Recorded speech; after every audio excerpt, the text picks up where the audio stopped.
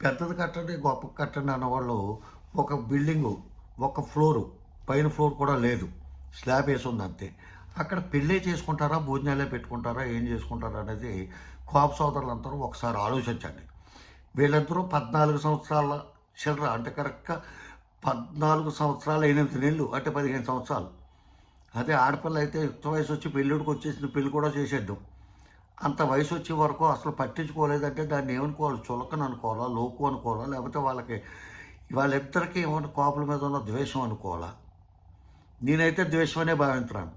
లేకపోతే ఒక ఎదవ కళ్యాణ మండపం కొన్ని వేలు కట్టారు కదా! ప్రతి గ్రామంలోని కళ్యాణ మండపాలు కడుతున్నారు కదా!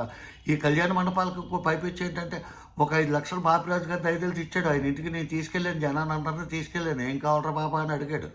కానీ కళ్యాణ మండపం కట్టుకుంటున్నామండి అంటే అని చెప్తే ఒక 5,00,000 ఇస్తాను బాబా అని చెప్పి అన్నాడు. రాశాడు. ఒక వారం 10 రోజుల్లోనే 5,00,000 వచ్చేసినాయి.